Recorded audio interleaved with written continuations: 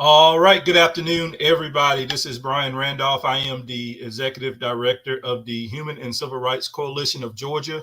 I have with me today Susan Sparks Burns, who is the founder and operator of the They Have No Voice group here in Georgia, both advocates for those that are incarcerated in the state of Georgia. Susan, are you with me? I am, and thank you for inviting me today. I think that this is going to be an important show.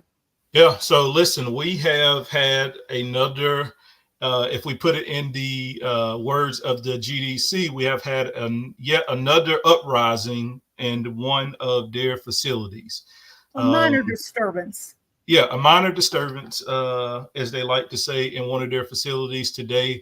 I'm sure everyone has heard the news now. If you haven't, we're going to kind of take you through a timeline on exactly what has happened and kind of give you an update on what we've learned thus far.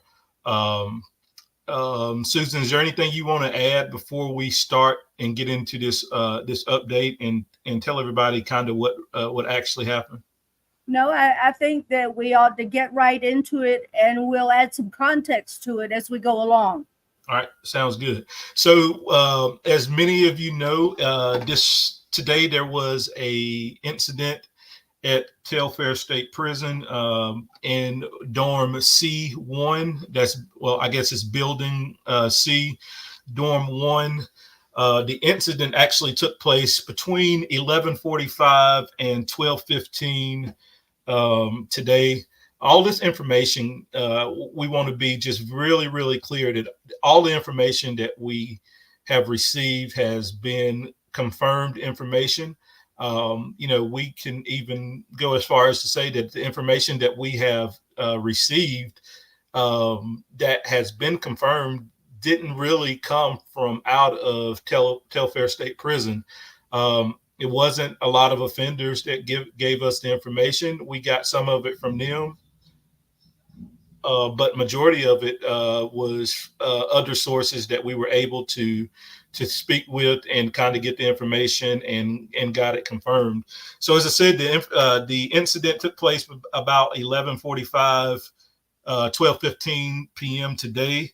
It involved Warden McFarland and from our understanding, a captain at Telfair State Prison.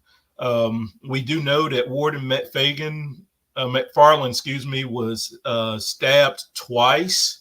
And the incident took place, as I said, in C dorm or C building, dorm 1. Obviously, there was a shakedown that took place. They were escorting the offenders back to the dorm. Both Warden McFarland and the captain was involved in escorting these people back to their dorms after the shakedown. A confrontation took place, and Warden McFarland was stabbed twice. Now we started receiving phone calls, text messages, emails, very, very shortly after everything had taken place. We also know that they went on top of the building, shut off all water supply to that particular dorm, and sprayed some type of gas inside of the dorm. Received numerous reports that offenders were passed out, that offenders were throwing up because of the gas that they were using to shoot into the building. Now I'll stop right here and say this: we do know, because we've seen video that, and we'll play the video in just a second, but we do know from seeing video that they were actually escorting, looks like maybe 3 or 4 offenders out of a building onto the yard. So why they felt that they needed to use whatever type of spray they used and shut off water to this dorm, and use lethal injection to prove a point is beyond us, and it's questions that we have asked, and we'll continue to ask to try to get answers to. So we that was that about the spraying and the turning off the water supply into the building. After this, we know that there was numerous calls made to Telfair County 911. Numerous calls made to Telfair 911 about the spraying of the gas and about them shutting off water and about people being passed out and throwing up. We know that Telfair 911 called the facility multiple times. We know that they contacted the wardens and the leadership staff on their state issued cell phones numerous times. They received no response whatsoever from the Telfair County Emergency Department on, trying to offer them some assistance, trying to get information on exactly what was taking place. No one at Telfair State Prison would answer the phones as they continued to call. We do know that eventually someone went to Telfair State Prison and to do a status check to find out if something was going on. And we know that the person that responded to Telfair State Prison was told that an incident took place in the prison earlier, but the incident had been handled. The person also told the person that responded that the warden had been injured but refused EMS treatment. That was from the person that actually, well, this is not from the person that responded, but it's from information that we received. It also goes on to say that the employee that the person talked to act like she didn't care, and said that they had they were in the process of handling the situation and that they didn't need any help from the local authorities there in Telfair County. Checking my notes because I have so many. But okay, so yeah, they refused help of any kind at Telfair State Prison after the local authorities there in Telfair County was responded out to find out why they were not answering the phones and why they were receiving so many phone calls about the incident that was taking place. We also know that throughout this entire incident, that 911 was not called at all.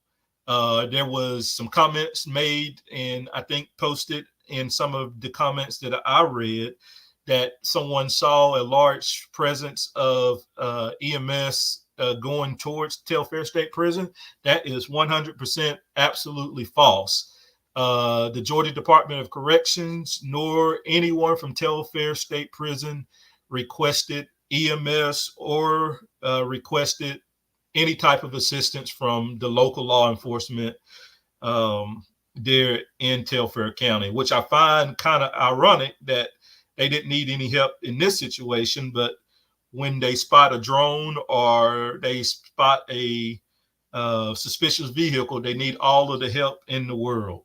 But that's for another podcast. So we fast forward to just about 45 minutes ago. 911 was then called again to Telfair State Prison for a offender that was unresponsive but was breathing. And they called 911 and asked for an ambulance to come out and pick up this offender that was unresponsive. From the information that we have received, 911 requested to know why the offender was unresponsive, and the prison refused to give an answer on why this offender was unresponsive. They refused to give a age of the offender, and said that he was just unresponsive. We'll get into that, the reason why they're not wanting to give any information on this in just a second. But that's all we know right now. Hope I didn't go too fast, but I think most of you got it. As I said, just about 40 minutes ago, they requested a ambulance to respond to Telfair State Prison for an offender that had been found unresponsive but was breathing. Susan, I want to go ahead and play this video, because I think it kind of brings a little context, and I'm sure people have already seen this video, but if you haven't, you'll be able to see it now. And this was the aftermath of the stabbing today at Telfair State Prison. And if you watch the video closely, you'll see that they are actually escorting people away from that building. So why they felt the need to use the gas that they used is just beyond me. But we're gonna watch this video, then we're gonna come back and we're going to tell you all why this has been a pattern at Telfair State Prison, and why this was something that we believe was just bound to happen. So let's watch this video. They just had the warning, y'all. They're bringing people out. Y'all can see the movement. They had the door barricaded. That shit crazy, y'all. They just stabbed the warden now. All the officers, SWAT team and shit, they on the motherfucking yard. They ain't bullshit. Look at that shit. Sheesh. I'm on top of the motherfucking corner of the heater. My motherfucking leg hurt. But that's live footage, y'all. No cap. Look at that shit. Look, they got something on the floor. Look at that shit. They got something on the floor, dog. Alright, y'all. I'm from gone, because this shit fucking hurting my motherfucking feet. So, Susan, we see this video, and this appears, if there was an active situation going on inside of C1, we would, if you use common sense, all of those resources wouldn't be standing around on the yard if something was actually taking place in the building. And after this video, they then decided to go on top of the roof and to spray some type of gas into the dorm. To get the information that we have received, that gas had people passed out and throwing up inside of the building. And I mean, looks like the threats had been detained and were outside on the yard. What do you make all of this, Susan? Sadly, this follows a pattern that we've seen at Telfair. We've seen it other places as well, but at Telfair is just well known in the last several years for liberally using pepper spray, and in this, they've got gas that's in canisters that they can shoot down into the buildings. And those canisters are, when we looked them up when it happened several years ago at Macon, the material safety data sheet on the canisters say not for use inside. It's those kinds of canisters are for crowd control outside, but they absolutely have the chemical canisters to do that. But to purposefully turn the water off first so that people cannot decontaminate, and then spray, drop a spray in there. Good grief. And Susan, people say, especially the naysayers like to say that we make a lot of stuff up. Well, I can attest that I personally was the one that took these phone calls and took these emails and took these text messages around 12:30 today, when these family members were calling, begging for help because their loved ones were calling them about not being able to breathe, and word was getting out, and it was going around to everyone that people could not breathe, that they were locked down in their cells, the water supply had been turned off, and that they were shooting gas into the building. This wasn't just from one person. It wasn't just from two people. It's from multiple families that stated, that this happened. And I think it's pretty despicable, if you ask me. But this is what we're facing, and we go back to the pattern, as you said. Just last week, just 10 days ago, there was an offender stabbed at Telfair State Prison and received no medical treatment for over an hour, was left to lay in his own puddle of blood for over an hour. That video went viral. And when his family could not get answers for him being stabbed and been, just completely being lied to and manipulated, they went to Telfair State Prison, and the warden, the same warden that was stabbed today, Mr. McFarland, called the police on him.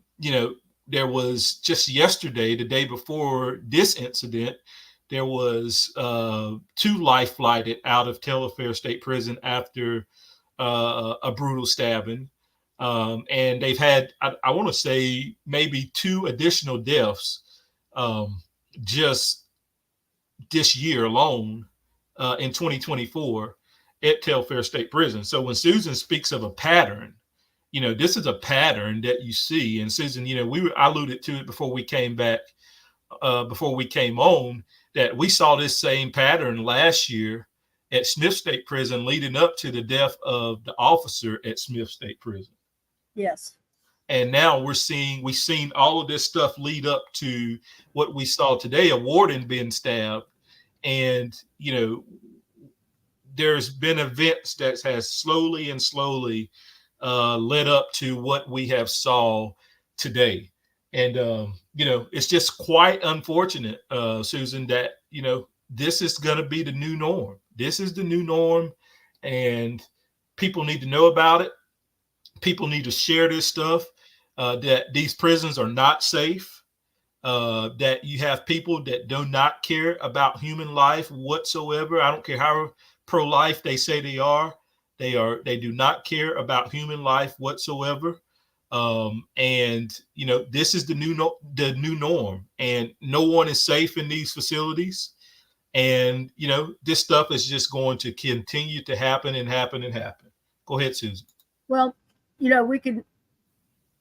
we're only 2 months and a little bit into the year. We've had 10 deaths total that were not natural deaths, I think.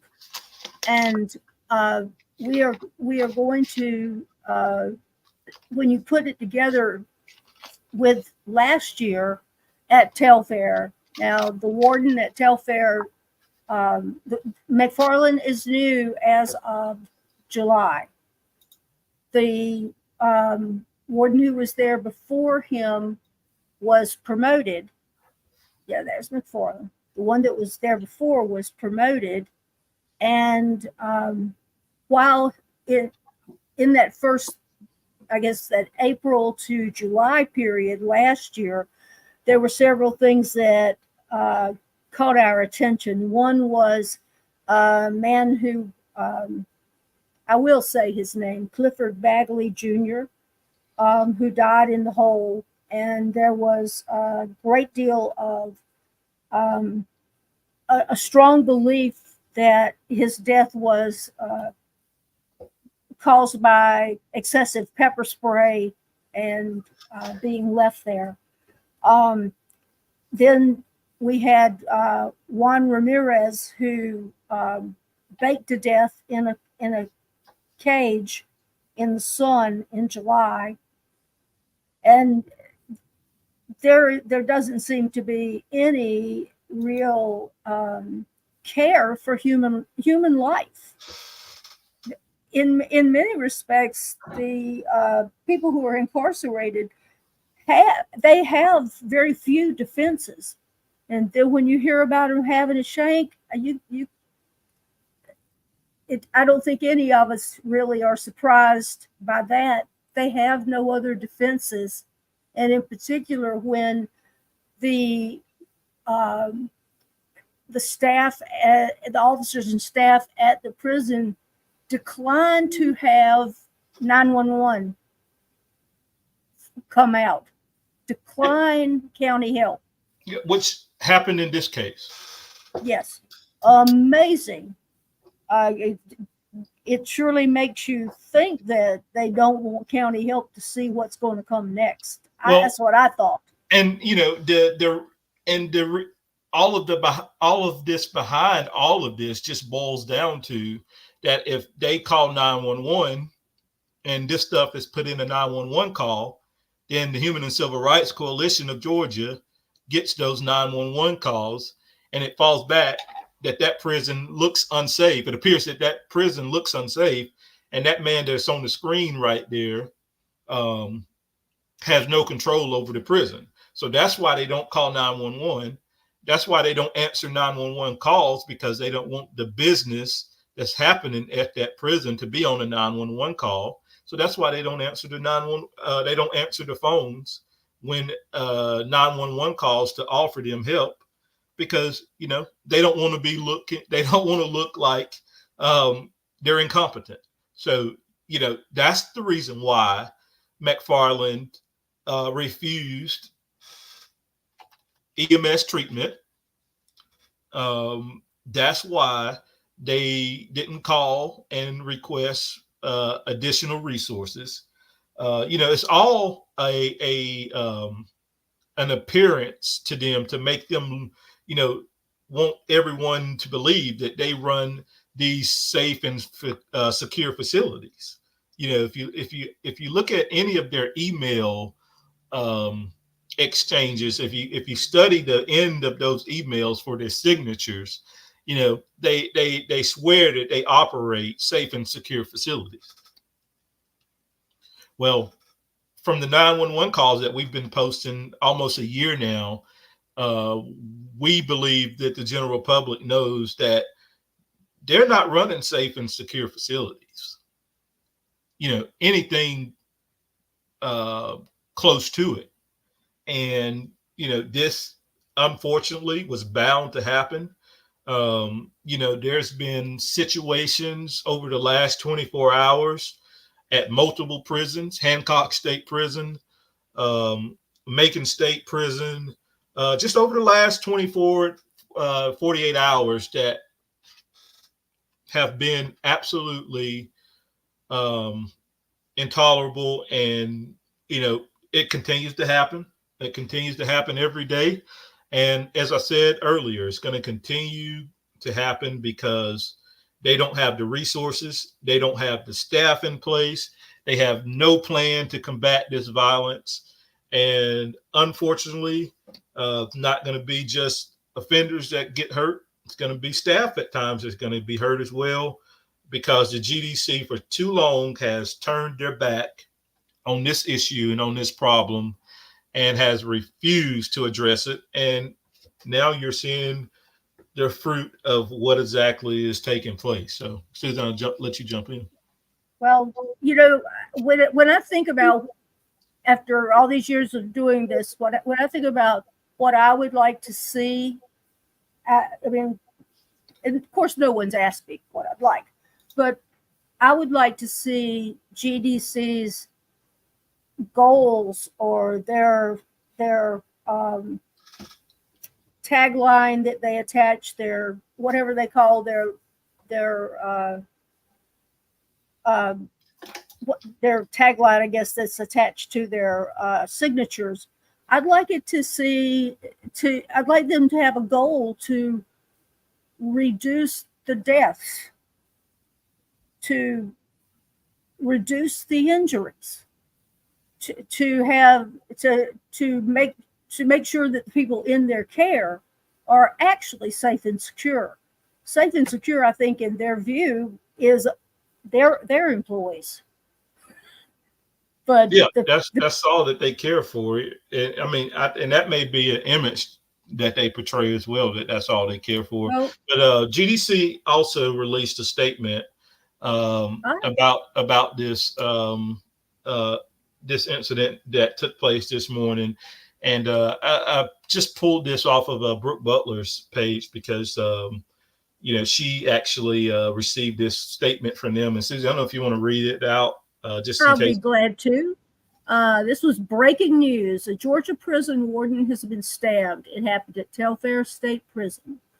The Georgia Department of Corrections just sent me, and that's Brooke Butler. She's at JCL. Just sent me this information. We can confirm that an incident occurred at Telfair State Prison today at approximately 11:30 a.m. While staff were conducting a shakedown to remove contraband from a single dorm. The offenders refused to lock down. At that time, one inmate assaulted the warden with a homemade weapon. The warden was treated by facility medical personnel for superficial wounds and is expected to be okay. The inmate responsible will be held accountable and turned over for investigation and prosecution accordingly. During the incident, less lethal munitions were deployed. I believe they mean less than lethal munitions were deployed to get the inmates to comply with commands. The facility remains on lockdown as standard procedure following an incident. There were no additional injuries to staff or inmates reported, and there was minimal damage within the dorm to the televisions. Well, isn't that nice? Yeah, I wonder who destroyed those televisions. I think they ought to release the tape, and we can see who destroyed those televisions. Yeah. But I bet you it's not. I bet you it's not the people that's going to be watching those televisions that destroyed them. Probably not. Why would you destroy something that you're going to be using? That is one way of your means of actually keeping up with the world. I'm amazed that they put this in there. There was minimal damage within the dorm to the television. Yeah, tell them we need y'all to all right, GDC, because we know you're watching. We know you love this podcast, and we know you love our page and our channel and all this stuff. So release those videos, because we know you have cameras, very good cameras as well, in those dorms. So release the videos of who damaged those TVs. We want to see these inmates. And another thing, Susan, I want to point out too is notice that when something happens that's that is not beneficial to them, all of a sudden they're inmates. But when they're issuing their little press releases on how many people is graduating from these imaginary classes and all this stuff that they're having, then they're offenders. Yeah, the gentler term. Right. So now they're inmates because they've caused this big stir. But we're going to continue to push for answers, and we've made it very, very clear. And I'll say this now, we've made it very, very clear in emails to the upper management staff and of the GDC that any pepper spray, any type of spray that they're using against people that are not causing them any problems, that is not, what's the word I'm looking for? That is not assaulting staff or, doing anything out of the norm, any type of chemicals or anything that they're using, they need to stop immediately. And if they continue to do it, we will 100%, and I can speak for Susan as well, we will 100% seek any legal action that we have to immediately, because it's unnecessary. It's ridiculous. We know that these people were locked down, that they went into their cells after they got the ones that was causing all of the trouble. After they got them out on the yard, we know for a fact that they then went back and deployed all of this spray and these chemicals into the building. So we want to make it 100% clear. Well, I surely hope that if any of these canisters were deployed, that someone's got a photograph taken from a camera, from a contraband cell phone, that they'll send me a photograph of the canister, whatever Right. the spray was. Yeah, and it's like I said, this is a very serious matter. We wake up every day and we advocate on people's behalf. Susan stayed up, and I'll tell it now. Susan was up to 6 o'clock this morning working on stuff. I was. We don't have to, but we choose to do it. And I'll be damned if we're going to sit back and let you torture people, just because 4 or 5 people decided to show their ass. It's not going to happen. We will step in if we have to legally, but using that spray on people that had nothing whatsoever to do with the warden being stabbed, and because they wanted to prove a point, they decided that they were going to pretend that this was a prison in Russia, and just inflict their ridiculous harm on people.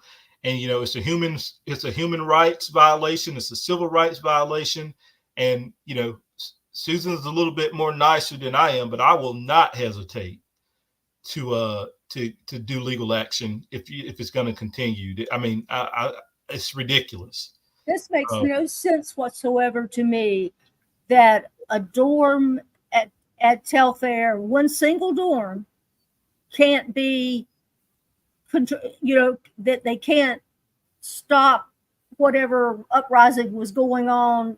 Nobody wants to go to the hole. Nobody wants to go. Whatever it was probably quelled pretty quickly. Yeah. And I mean, you see from video. I mean, you see it from the video that they were out on the yard with a bunch of people standing by. So there was no threat inside of that building at that point. That's right. There was no threat whatsoever inside of that building, because if it were, they would not have been standing around. They wouldn't have had an offender on the ground, looked like to be handcuffed, and they're all around him doing whatever they were doing to him. So there was no threat whatsoever in that dorm, and there was no threat for them to use the gases and stuff that they used on everyone in that building. And like I said, you can say that it didn't happen, but we know 100% that it happened, and we're going to keep monitoring it. If you're at Telfair and you have information, if you work at Telfair, you have information that you want to get to us regarding this incident, please, by any means, send us an email. You can reach us at info@hcrga.org, or you can reach us at tips@hcrga.org. 100% remains anonymous. We do not reveal our sources to anyone at any time. And if you have some stuff that you want to add on this, we'll be in contact with the Department of Justice regarding this situation that happened today. And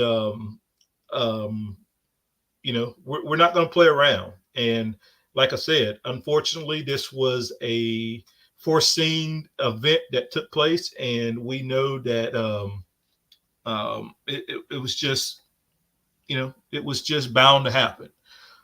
Susan, anything else to add? Anything I left out? Anything that we need to touch on? No, these events do not happen in a vacuum. They simply don't.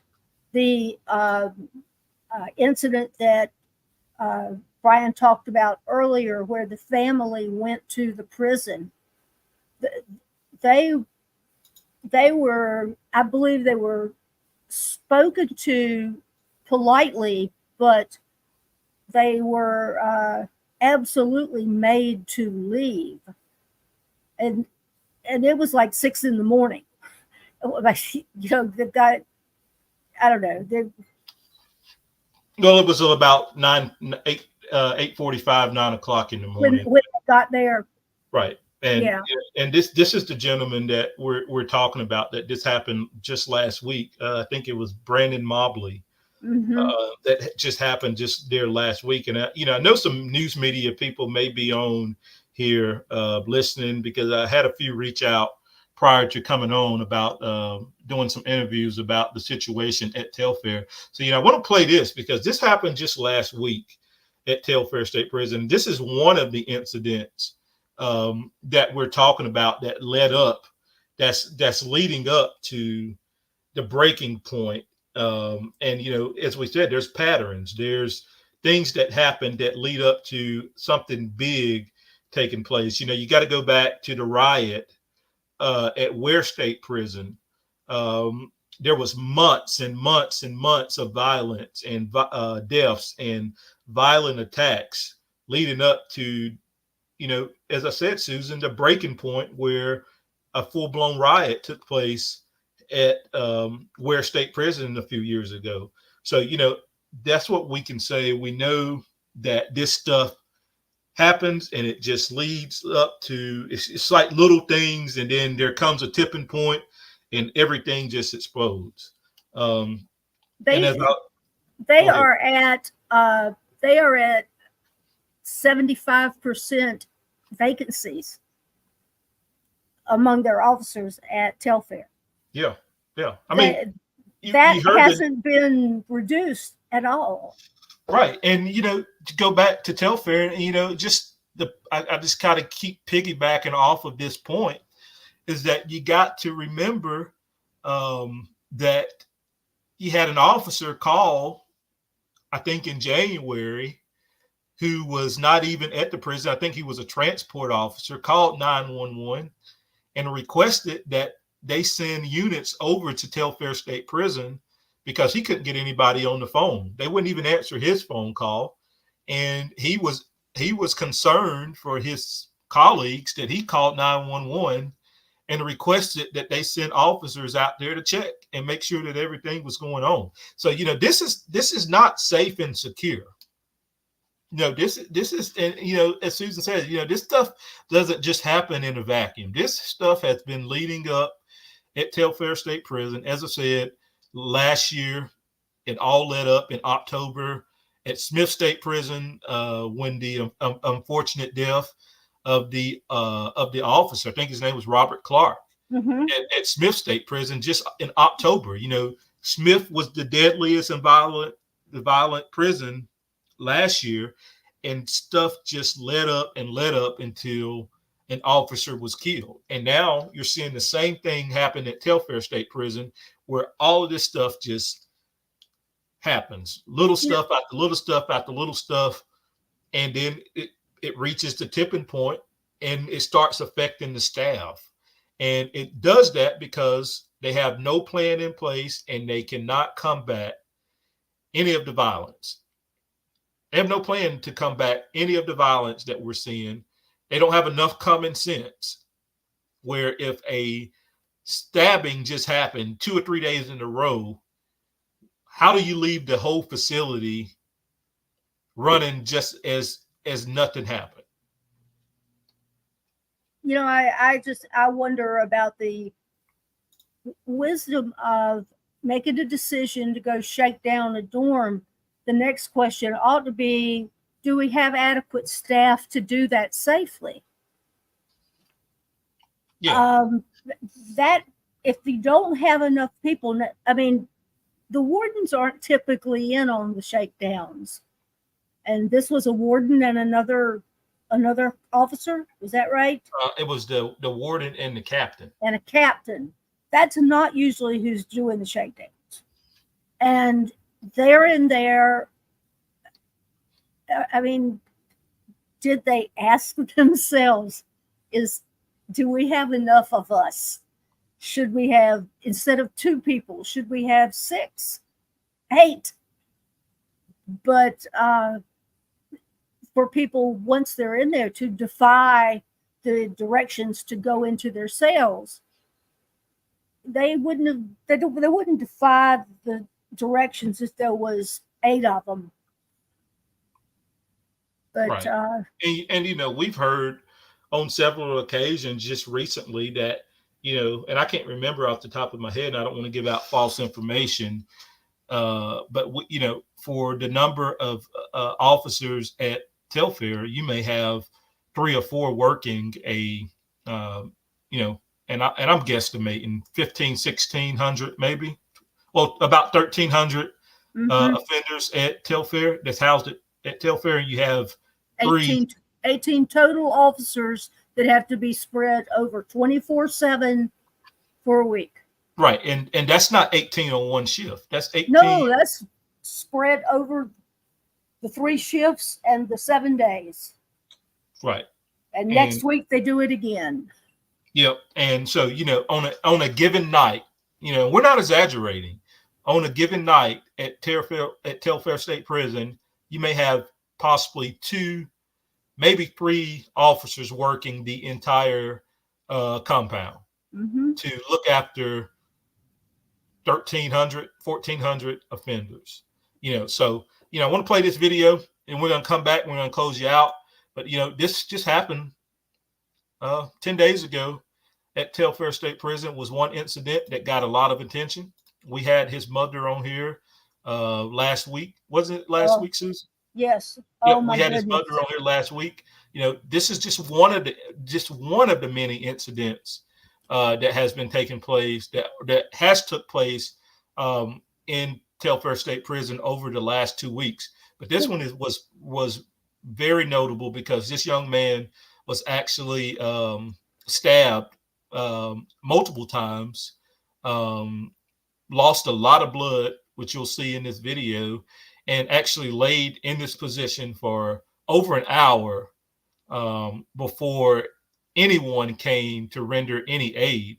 And, you know, they didn't come and render aid because there was no one there to come and render aid. And so, you know, we know that that this stuff happens, and it's unfortunate, and there's no plan in place whatsoever to stop any of this carnage from happening. And so, you know, I got to take this off the screen before I play this video, and I got to find this comment first. So give me what you're going to see, though, on the screen, you're going to see a minute or so of it. It went on for over an hour. That's the thing that is, you know, that's the context for what you see on the, and also he's 10 feet from a control booth that's dark. Yeah. Yeah. All right. Let's get this queued up and we'll play it, and then we'll come back and we'll go. He got stabbed in the back on the side. He got stabbed in the stomach. He can roll over. Roll on your back, bro. No, don't do that. He gonna choke on this. So on his side, and he land on his front, he gonna bleed out. Yeah, blood, you know, what you call it? So it's you rolling over, the blood's gonna drip into the body. You want it to really bleed out. So this, you know, this was just 10 days ago, wasn't a year ago, was it? You know, and since this incident, there's been multiple violent incidents to take place at Telfair. So, don't take our word for it. Information's out there. We put it out there. We don't add anything to it. We don't make anything up. Information's out there, and we put it out there for a reason. And it's unfortunate, and yeah, Susan, what you got? That's about it for me. Today, I'd like everyone to at least be aware that the state of Georgia has finally acknowledged that something's got to happen. They have established a committee of state senators, and it's it's both Democrats and Republicans, and they want to, as they said, reimagine the Department of Corrections. They are, in my opinion, getting out in front of the anticipated DOJ investigation report. But I hope that it's sincere. I hope I'm enthusiastic about it until something happens that I shouldn't be. But I welcome it, and I hope that GDC welcomes it as well. Yep. As I said yesterday, I did a news interview with W something. Brooke at JCL? Brooke Butler, and I said in that interview that I'm cautiously optimistic. And that's true, because talk is cheap, and for so long they have sat back and saw these videos and saw these pictures, and I don't know if saw is the right word, if we're being politically correct, but they've seen this stuff and they have done absolutely nothing. And I thought what I thought about this, and Susan, we're going to do a show on this, so we're not going to spend too much longer in it. But what I think this kind of shows that they finally are admitting that there is a major crisis going on. There's issues going on, and what I thought was even more telling is that it was a bipartisan.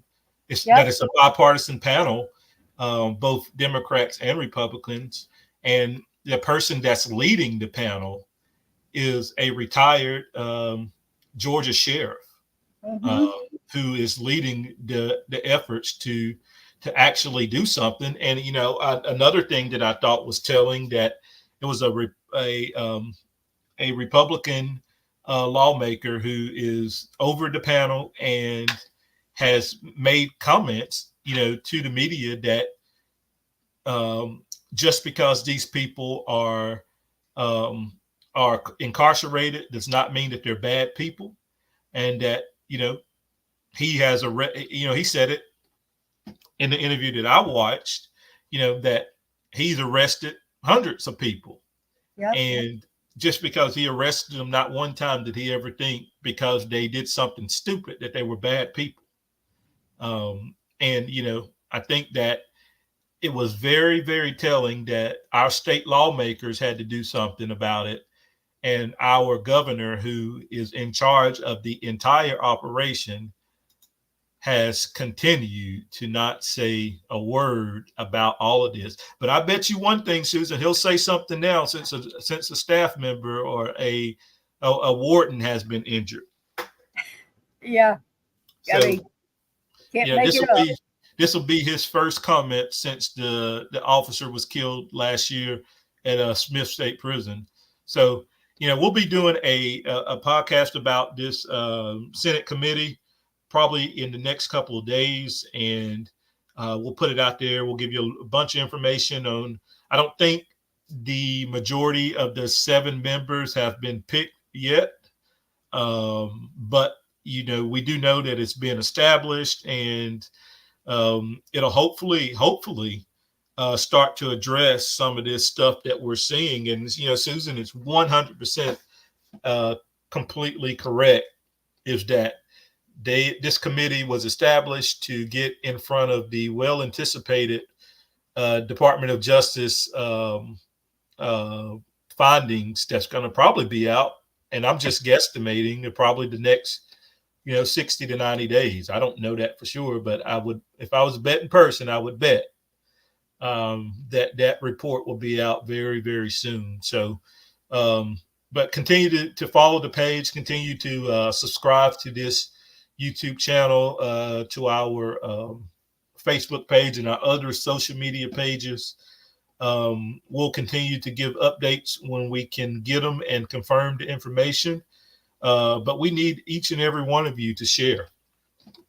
There's no doubt in my mind that we're seeing positive situations happening. It's because people like you that's listening is sharing this stuff to your social media channels. You're commenting, you're showing up for rallies, you're voicing your concerns, you're calling, you're sending emails. That doesn't pass me. And I really believe that because we're getting out there in these, in the public's eye, and this stuff is being shared, that, people are seeing it, and people are now starting to ask questions and, to show up and to demand change. So, we appreciate each and every one of you for the support. We appreciate each and every one of you for, everything you're doing to help us bring this stuff to the public's light. And, we can't thank you enough for being on with us today and sharing this information. Susan, I'll give you the last and final word. Yes, indeed. Thank you all for joining us today. I think we'll get a lot of interest out of this, in part because of the subject of the warden being stabbed, but it's also we've watched our numbers grow since last July, when we really started doing the podcasts again. And what I'm so enthusiastic about is the press coverage we've got. Until last year was the first year we've really had a lot of press coverage, and it's continued on into this year. They are interested, and we know that there are articles and television spots that are coming up because we get called, to talk about them. There's things coming up that's in the pipeline. There's a lot that the public doesn't know, and I look forward to that information getting out there, because it will, and we'll help it. We can only do it through your tips and your information. You've seen the emails today, and the email, to leave tips. Do that, please, and please share. We want to build this. We want to build this, and we know that we're not looking to be gigantic, but we know that we have good information to provide, certainly to the loved ones of those who are incarcerated in Georgia Department of Correction. So we'll see you in a couple of days, and thank you all for joining us today. Thank you, everybody.